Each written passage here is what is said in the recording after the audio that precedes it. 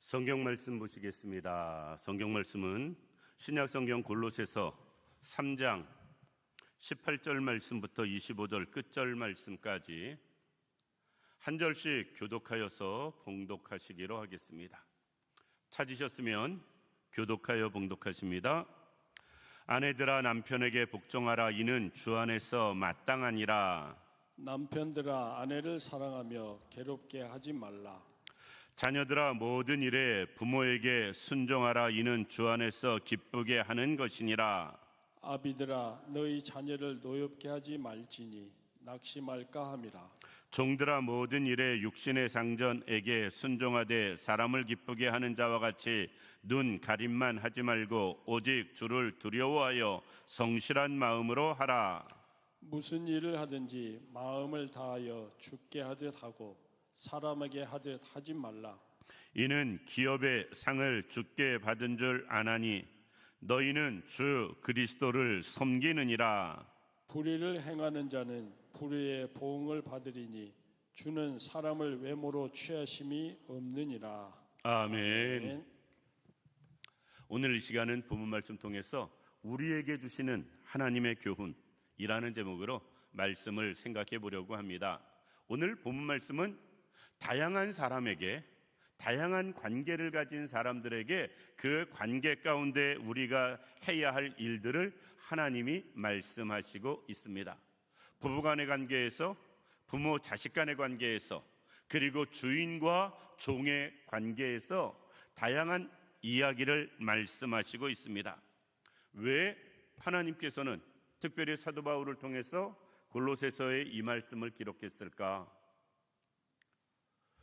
골로새서를 기록할 때 사도 바울은 로마 감옥에 있었습니다. 로마 감옥에 갇혀 있을 때 특별히 오네시모나 이런저런 사람들을 통해서 골로새 교회 이야기를 듣습니다.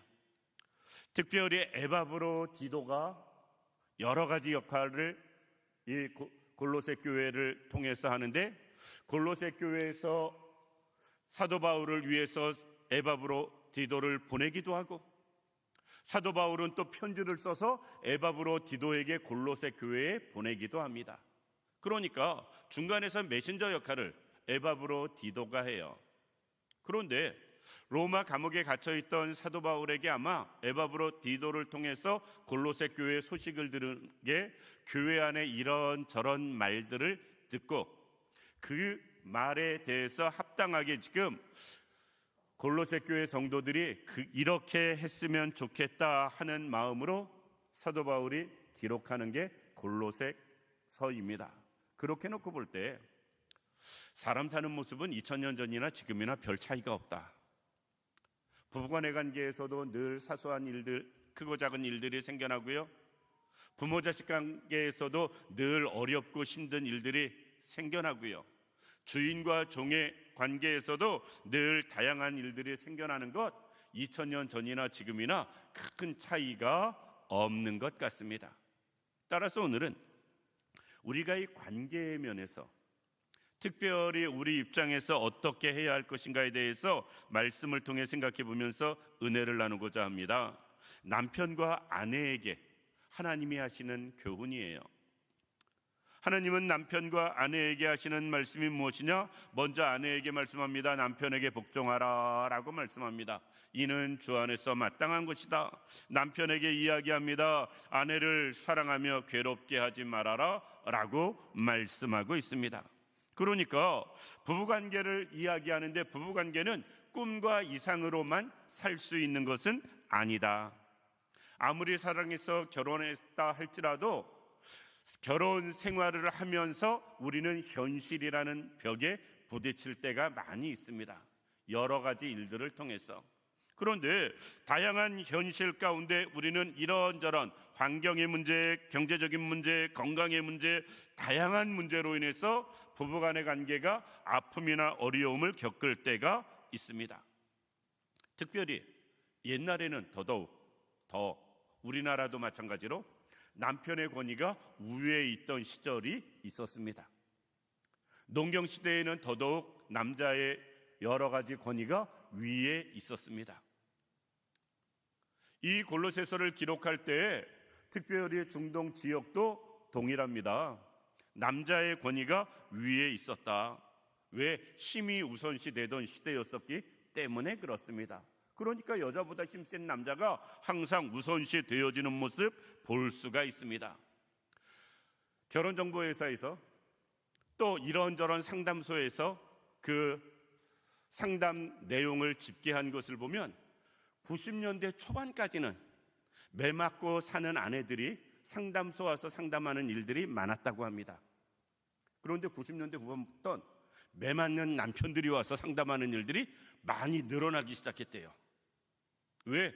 이제 힘이 우선시되는 시대가 아니고 머리가 우선시되는 시대다 보니까, 경제력이 우선시되는 시대다 보니까 남자보다 돈 잘 버는 여자들이 많이 생긴 거예요. 남자보다 똑똑한 여자들이 훨씬 더 많이 생겨나는 모습을 볼 수 있고, 그러다 보니까 예전에 남자의 권위가 위에 있던 그 시대와는 많이 바뀌고 변한 모습을 볼 수가 있습니다. 바뀌고 변한 것만큼은 부정할 수 없지만, 그럼에도 불구하고 그렇다고 우리가 하나님의 말씀도 바꿀 수 있는 것은 아닙니다. 시대가 바뀌고 상황이 바뀌었다 할지라도 우리는 하나님의 말씀은 말씀대로 받아야 됩니다.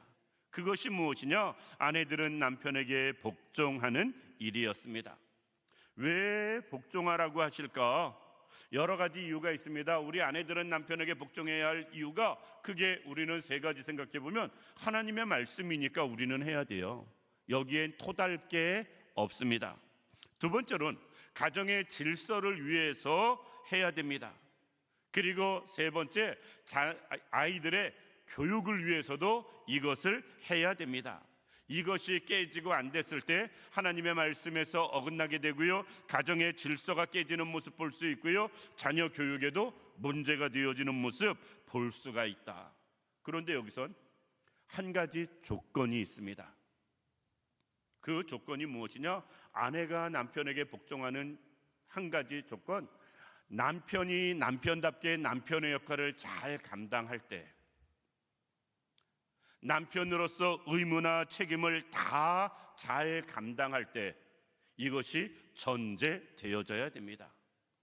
그것이 전제되지 않는데도 불구하고 무조건 아내는 이 말대로 해라 라고 말할 수는 없습니다. 그것은 또 하나님의 뜻도 아닙니다. 왜? 남편에게도 이야기하거든요. 남편들아, 아내 사랑하며 괴롭게 하지 말라. 괴롭게 하지 말라라는 이 말은요, 쉽게 이야기해서 남편이 남편 역할을 하지 못해서 아내가 겪는 다양한 고통들을 이야기하고 있습니다. 그러니까 남편의 입장에서는 이 일을 잘 감당할 때 아내들은 남편의 말을 듣고 가정의 질서를 지켜야 할 의무가 주어지는 것입니다. 그런데 아내들에게는 이것을 하라고 이야기하면서 남편들은 자기에게 주어진 의무를 감당하지 않는다면 그것은 문제인 것입니다. 그리고 오늘 본문에 아내를 사랑하며 라고 말씀하고 있습니다. 여기서 사랑한다라는 이 말은요, 여러 가지 면에서 우리가 에베소서 5장 24절에 보면 남편들도 자기 아내 사랑하기를 제 몸과 같이 할지니라고 말씀하고 있습니다. 남편들이 아내를 사랑할 때도 그냥 사랑하라 라는 정도의 말이 아니고요, 제 몸과 같이 사랑하라 라고 말씀하고 있습니다. 이 자리에 있는 우리 모든 성도님들, 사랑하는 남편들이 아내를 제 몸과 같이 사랑할 수 있기를 원합니다. 여기서 제 몸과 같이 사랑하는 게 도대체 어떤 걸까? 우리는 똑같이 일하고 와도 보편적으로, 안 그러는 집들이 요새는 점점 늘어납니다만, 남편은 소파에서 텔레비 보고 있고 아내는 주방 가서 밥 차리거든요. 똑같이 일하고 와도 우리는 여기서 알아야 됩니다. 제 몸과 같이 아내를 사랑한다는 것은 내가 피곤하면 아내도 피곤하다, 내가 쉬고 싶으면 아내도 쉬고 싶다, 내가 힘들면 아내도 힘들다, 이 마음이 남편들에겐 있어야 됩니다. 그것이 아내를 사랑하는 거예요. 그냥 말로만 사랑한다고 그러고 기념일 챙겨주고 그게 사랑이 아니고요, 정말로 마음으로부터 아껴주고 내가 아플 때 이런 상황에서 아내도 아프겠구나, 내가 힘들 때 이럴 때 아내도 힘들겠구나, 내가 쉬고 싶을 때 아내도 쉬고 싶겠구나, 이것을 느끼는 것, 이게 사랑하는 겁니다. 그렇게 아내를 힘들지 않게 사랑하고 남편의 역할을 잘 감당할 때 아내는 남편에게 복종하고요, 그 뜻을 따라 살아가는 가정 되어질 때 주님이 원하시는 가정 되어지는 것이다 라는 것입니다.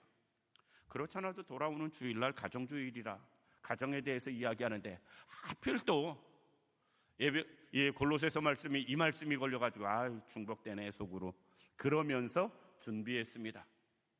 그럼에도 불구하고 우리는 피할 수 없는 것, 남편은 아내 사랑하기를 자기 몸같이 사랑하고 남편의 역할을 잘 감당하는 것, 이게 하나님이 우리에게 원하는 것이고요, 그럴 때 아내는 남편에게 순종하고 복종하는 것, 그것이 하나님이 우리에게 원하시는 것이다 라는 것입니다.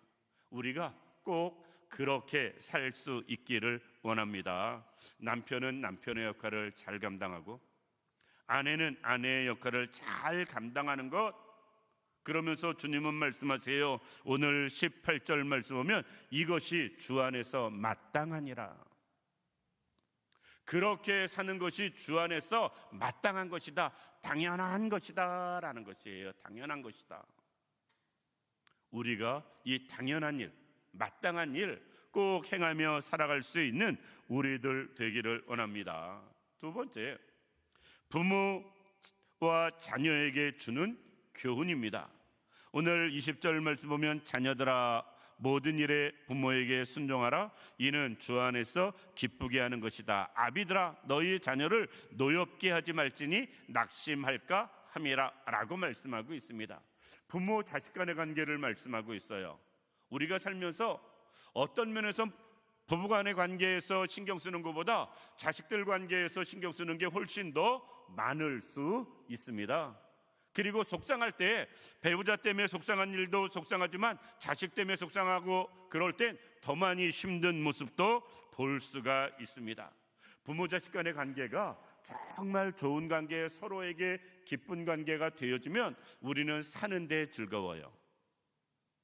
그런데 부모 자식 간의 관계가 힘들고 어려워지면 사는 것 자체가 하루하루 괴로울 수 있습니다.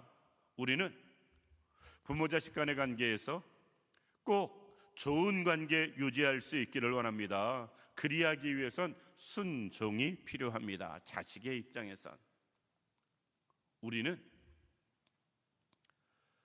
자식의 입장을 해봤거든요. 부모들은 자식의 입장을 걸쳐서 부모가 됐지 자식의 입장을 거치지 않고 부모 된 사람은 하나도 없습니다. 그러니까 시간이 지나서 그때만큼 예민하지 않다 할지라도 저 때는 어떤 때, 저 때는 어떤 때, 그 상황이 어떨 때 우리는 자식의 모든 상황을 그래도 알아요. 그런데 반대로 자식은 부모가 아직 안 돼본 경우가 대부분이거든요. 그러니까 자식은 부모의 입장을 몰라요. 아무리 어쩌고 저쩌고 효자라고 이야기하고 효녀라고 이야기해도 그 뜻을 대부분 의미를 모릅니다. 그러니까 어떤 면에선 자식은 부모가 무엇을 이야기하면 정말 그게 특별하지 않으면 그대로 따르며 행하는 것, 순종하는 게 필요하다라는 것입니다. 하나님께서는 특별히 자녀가 부모에게 순종하는 것, 즉 효도하면 에베소서 6장 3절에는 이렇게 말씀합니다. 땅에서 잘되고 장수하리라 라고 말씀하고 있어요. 그런 자식들을 하나님이 축복하시겠다라고 말씀하고 있습니다. 반대로 자녀 입장에서 부모에게 불효하면 작은 일에 불효가 아니고 크게 불효하면 구약시대 때는 성 밖으로 그 자식을 끌고 가서 돌로 쳐서 죽였어요. 그런 명령이 있습니다. 물론 그런 일이 얼마나 벌어졌는지는 사실 알 수 없습니다. 그럼에도 불구하고 하나님은 그렇게 말씀하십니다. 자녀 입장에서 부모의 이야기를 꼭 들어라 라는 것입니다. 제가 확인할 길은 없는데요, 조류학자들이 이야기하는 것을 보면 이렇게 이야기합니다. 비둘기는 나무에 앉을 때 부모 비둘기가 항상 위에 앉고요, 자식 비행기는 보편적으로 3개 정도 가지 아래에 앉는데요. 정말 죄송하지만 저는 확인할 길이 없는데 그 조류학자들의 이야기가 맞다면 비둘기가 우리보다 낫다. 그렇죠? 비둘기가 우리보다 낫다. 까마귀는 자기 낳아준 부모 새가, 까마귀가 늙어서 사냥을 못하게 되면 자식 까마귀가 부모를 책임진다고 합니다. 쉬운 말로 먹여 살린다라는 거예요. 부모가 새끼 때 자기들 먹여 살린 것처럼 까마귀 부모가 늙어서 사냥을 못하게 되면 자식들이 커가지고 그 부모 까마귀를 먹여 살린대요. 그 글을 읽으면서 확인해 볼 수는 없지만 정말 사실이라면 대단하다. 이제 개만도 못하다라는 말에서 정말 못된 그 불효하는 저기는 개만도 못하다 이렇게 비유할 때 있는데, 까마귀만도 못하다 소리 듣게 되는 날이 올지도 모르겠습니다. 우리는 부모에게 효도하는 것 자식의 입장에서 필요합니다. 그렇다고 부모는 자식을 마음대로 해도 되느냐? 그것도 아닙니다. 오늘 본문에 이렇게 말씀합니다. 아비들아, 너희 자녀를 노엽게 하지 말지니 낙심할까 함이라 라고 말씀하고 있습니다. 자식들을 노엽게 하지 말아라 라는 것이에요. 여기서 노엽게 하지 말아라 라는 것은요, 쉽게 이야기해서 감정적으로 아이들을 대하지 말아라 라는 것입니다. 요새는 그런 부모님 찾아보기가 어렵겠습니다만, 예전에 먹고 살기 힘들 때 70년대 80년대 아버지가 특별히 밖에서 안 좋은 일 있으면 술 잔뜩 먹고 와가지고 집에 와서 가족들한테 행패 부리면서 자녀들 못 살게 굴던 부모님들이 의외로 계셨습니다. 저희 동네에는 계셨어요. 저는 지극히 우리 부모님에게 감사한 것, 우리 삼형제가 부모님한테 단 한 번도 맞아보지 않고 큰 것 같습니다. 아주 속되게 비유해서 우리 아버님은 평생을 살면서 상 한 번을 엎어보질 못하셨어요. 상 한 번을 엎어보질 못하셨습니다. 정말 지독하리만큼 자식들 위해서, 가족 위해서 애쓰신 분 중에 한 분입니다. 그런데 의외로 자식들을 감정적으로 교육하고 훈계하고 대하는 일들을 의외로 많이 볼 수 있습니다. 자기 기분 나쁘면 아이들한테 화풀이하고, 자기 일이 꼬이면 자식들한테 화풀이하는 일들, 아이들을 감정을 쏟아내는 쓰레기통으로 대하는 일들, 의외로 예전엔 많이 있었습니다. 요새는 하나 둘 낳다 보니까 그냥 자식이 상전이 되어져 버렸지만, 그럼에도 불구하고 아직까지 자식의 자식 대우받지 못하고 사는 가정들을 혹 볼 수 있다. 노엽게 하지 말아라가 비유 맞춰라가 아닙니다. 아이를 오냐오냐 하라가 아닙니다. 왜? 그 뒤에 훈계하라고 말씀하거든요. 여기서 노엽게 하지 말아라라는 것은 부모의 감정으로 아이를 대하지 말아라라는 겁니다. 내가 기분 좋으면 기분 좋아서 잘못한 것도 넘어가고, 내가 기분 나쁘면 다른 상황에서도 아이들에게 안 좋게 말하고 행동하는 것, 그런 일들 하지 말아라 라는 것이에요. 우리 모든 성도님들이 그렇게 할 수 있기를 원합니다. 에베소서 6장 4절에는 부모가 자식에게 대할 때 이렇게 대할 것을 이야기합니다. 동일하게 거기도 너희 자녀를 노엽게 하지 말고 오직 주의 교훈과 훈계로 양육하라. 아이들을 키울 때 어떻게 키우느냐? 주의 교양, 쉽게 이야기해서 인격적으로 도덕적으로 고상하게 아이들을 대하며 키울 것을 말씀하고 있고요. 그럼에도 불구하고 아이들이 잘못할 때는 훈계하며 키울 것을 이야기하고 있습니다. 너무 훈계를 안 하는 것도 문제고요, 너무 훈계만 하는 것도 문제입니다. 그러면 도대체 에베소서 6장 4절 말씀과 오늘 본문 21절 말씀, 자식을 노하게 하지 말고 주의 교훈과 훈계로 양육하는 것은 어떤 것이냐? 하나님의 말씀대로 키워라 라는 거예요. 하나님의 말씀으로 가르쳐라 라는 것입니다. 오래된 통계인데 기억나는 게 하나 있습니다. 요즘은 테이프 비디오가 없는 시대인데, 그때 제가 목사 초년병 때 그리고 부교육자 할 때, 그때 한 기록을, 그 기사를 잊어버리지 않습니다. 학생 청년들을 담당했는데 학생 청년들이 쉽게 이야기해서 어른들, 성인 영상들을 어떻게 보느냐라고 물어볼 때 청년들은, 대학생들은 친구를 통해서 서로 주고받으면서 그 안 좋은 영상들을 접한다고 이야기를 합니다.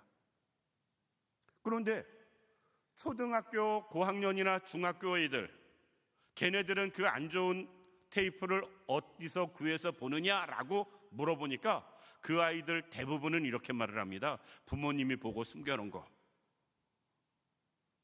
그거 부모님 없을 때 몰래 찾아서 보는 걸로. 우리가 제대로 교육하지 못하면요, 우리가 우리 자식 망치는 거예요. 우리가 먼저 제대로 해야 아이들을 제대로 양육할 수 있다라는 것입니다. 대부분 우리가 자식들을 망치는 대부분의 원인은 어떤 면에서 부모에게 있을지 모릅니다. 자식을 노엽게 하지 말고, 즉 감정적으로 대하지 말고 하나님의 말씀으로 양육해야 부모 자식 간에, 자식은 부모에게 순종하는 자 되어지고요, 부모는 자식을 바르게 양육하는 자 되어진다라는 것입니다.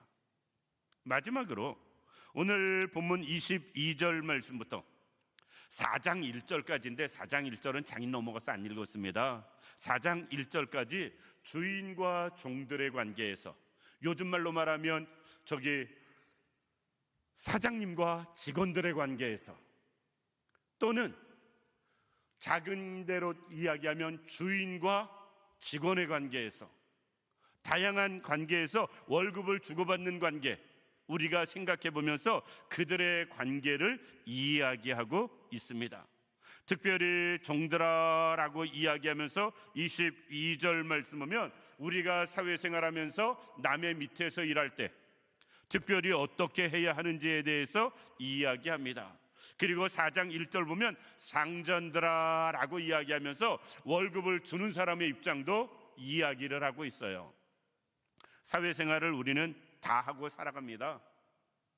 월급을 주는 사람일 수도 있고 월급을 받으며 사는 사람일 수도 있습니다. 대부분은 월급을 받으며 살아가는 사람들입니다. 따라서 월급을 받으며 살아가는 사람들, 훨씬 더 많은 종들에 대해서 먼저 말씀하시고요, 나중에 상전에 대해서 말씀하시는 모습을 볼 수가 있습니다. 한마디로 말해서 종들에 대해서는 이렇게 이야기합니다. 눈 가리고 아웅으로 하지 말아라 라는 거예요. 오늘 본문 말씀 보면 이렇게 이야기합니다. 22절 말씀 보면 사람을 기쁘게 하는 자와 같이 눈 가림만 하지 말고 라고 말씀하고 있어요. 우리가 일을 할 때 그 일이 무슨 일이든, 내가 월급을 받으며 하는 일이든 일당을 받으며 하는 일이든 대가를 받으며 하는 일을 할 때에 사람의 눈만 의식해서 볼 때와 안 볼 때 전혀 다른 모습으로 일하는 것, 그렇게 하지 말아라 라는 것입니다. 그럼 어떻게 하느냐? 성실하게 하라 라는 것이에요. 오늘 본 말씀 22절 말씀 보면 이렇게 이야기합니다. 성실한 마음으로 하라 라는 것이에요. 성실한 마음으로 하라. 편한 것 다 좋아하지요. 쉬운 것 다 좋아합니다. 그럼에도 불구하고 우리는 사람이 있을 때나 없을 때나 한결같음은 필요합니다. 특별히 직장 생활할 때에 위에 사람이 있을 때나 없을 때나 상관없이 변함없이, 특별히 기독교인들이 회사에서 뺀질이 소리나 듣고 남들에게 손가락질 받는 모습으로 우리가 일을 한다면 사회에서 어떠한 경우에도 빛과 소금의 역할을 감당하지 못하게 되어지고요. 그런 우리들의 모습이 전도를 막는 모습도 볼 수가 있습니다. 우리가 월급을 받으며 일을 할 때에 우리는 사람이 있거나 없거나 한결같은 모습을 보여줄 수 있어야 되고요. 내가 맡은 일에 대해서는 성실하게 그 일을 감당하는 사람 되어져야 됩니다. 그래서 23절에는 이렇게 이야기합니다. 무슨 일을 하든지 마음을 다하여 하라. 어떤 일을 하든지 나에게 주어진 일을 할 땐 최선을 다하며 할 것을 말씀하고 있다라는 것입니다. 시간만 때우려고 일하는 사람들을 의외로 볼 수 있습니다. 교회 공사를 하다 보면 정말 시간만 보내기 위해서 출근한 것 같이 느껴지는 사람들 있어요. 전에도 말씀드렸듯이 제가 시골에서 목회할 때 교회 외벽 공사를 전체적으로 다 리모델링 하는데 그때가 요때쯤 되지 않았는가 싶어요. 아주 한여름은 아니고 요때쯤 된 것 같습니다. 근데 너무 일을 안 하세요. 그래서 빨리 좀 하자고 내가 그랬더니 그 일하던 사람이 이렇게 이야기해요. 목사님, 노가다꾼은 등에서 땀나면 굶어 죽어요. 하루 일할 거 이틀로 늘려서 해야 되고 이틀 일할 거 3일로 늘려서 해야 돈 벌지, 쉽게 이야기해서 이틀 할 거 하루로 줄여서 하면 굶어 죽는다라는 겁니다. 그래서 등에 땀나지 않게 일을 해야 된다고. 그 말을 듣고 할 말이 없었습니다. 정말 그 사람들이 내가 목사인 걸 몰라야 내가 소리라도 지를 텐데 목사인 걸 뻔히 아는데 뭐라고 하겠어요. 제가 상대하지 말자. 그 다음부터 장로님이 나가서 알아서 체크해 보세요. 자, 우리는 예수 안 믿는 사람은 설령 그렇게 일한다 할지라도 예수 믿는 우리는 그렇게 일해서는 아니 된다. 성실하게 최선을 다해서 일하는 사람 되어져야 됩니다. 사람이 보든지 안 보든지, 알아주든지 안 알아주든지 한결같은 모습이 있어야 됩니다. 반대로 고용주 입장에서, 월급을 주는 사람 입장에서도 무조건 직원들이 최선을 다하는 것만 요구해서는 아니 됩니다. 월급을 주는 사람들 입장에서도 오늘 본문 말씀 보면 해야 할 일이 있는데 4장 1절 보면 상전들아 의와 공평을 종들에게 베풀지니 너희에게도 하늘의 상전이 계심을 알지어다. 진짜 주인은 하나님이다. 너희에게도 상전 하나님이 있다. 하나님 앞에서 너희가 종인 것처럼, 그래서 하나님의 긍휼을 구해야 하는 것처럼 너희 종들에게도 그런 마음으로 사람을 대해라 라는 것입니다. 의와 공평을 종들에게 베풀지니, 의와 공평을 종들에게 베풀지니 모든 사람을 동일하게 대하고요, 공평하게 대해주는 것 필요하다라는 것입니다. 일한 만큼 정당한 대가를 지불해야 되고요, 그리고 그들에게 필요한 것을, 최소한 기본적인 것을 채워주며 일을 시키는 것 필요하다라는 것입니다. 명절 때 가끔 나오는 뉴스입니다. 체불임금에 대해서, 명절이 되었는데 체불임금이 몇백억, 몇천억 이야기 나올 때가 있습니다. 특별히 외국인 근로자들에게 대한 체불 이야기가 뉴스에서 나올 때가 있어요. 그러면 내 이야기도 아닌데 얼마나 속상한지 모르겠습니다. 얼마나 속상한지 모르겠어요. 우리는 최소한 내가 예수 믿는 고용주라면 체불임금은 없어야 됩니다. 그리고 인격적인 모독은 없어야 됩니다. 가장 기본적인 대우는 해주며 일을 시켜야 된다라는 것입니다. 의와 공평한 마음으로. 그것이 상전들이 해야 할 일이다라는 것입니다.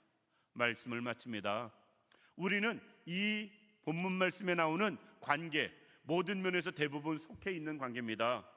부부간의 문제 대부분은 속해 있는 거고요, 부모 자식 간의 문제 대부분 속해져 있는 것이고요, 상전과 종의 문제 대부분 속해져 있습니다. 사회생활을 하고 있다면 내 자리 위치가 어디든 상관없이 하나님이 우리에게 원하시는 대로 살아갈 수 있기를 원합니다. 아내는 아내의 입장에서, 남편은 남편의 입장에서, 부모는 부모의 입장에서, 자식은 자식의 입장에서, 그리고 상전은 상전의 입장에서, 종은 종의 입장에서 하나님이 원하시는 말씀을 기억하시고요, 그 모습으로 제대로 살아감으로 말미암아 하나님이 우리에게 원하시는 삶의 모습이 우리 모두를 통해서 나타나고 전해질 수 있기를 주님의 이름으로 축원합니다. 기도드리겠습니다. 고맙고 감사하신 아버지 하나님, 은혜와 사랑을 진심으로 감사드립니다. 하나님이 우리에게 원하시는 교훈을 말씀을 통해 생각해 봤습니다. 아내의 입장에서, 남편의 입장에서 해야 할 일이 있습니다. 부모의 입장에서, 자녀의 입장에서 해야 할 일이 있습니다. 하나님, 고용주의 입장에서, 직원들의 입장에서 해야 할 일들이 있습니다. 먼저 내가 해야 할 것을 행하는 저희들 되어지길 원합니다. 그리고 우리의 권리를 주장하며 상대방에게도 다른 것을 또 원할 수 있는 우리들 되게 하여 주옵소서. 하나님이 우리에게 원하시는 그 교훈을 바로 행하며 살아가는 우리 모두가 되도록 주님이 도우시길 원하오며 예수님의 이름으로 기도드립니다. 아멘.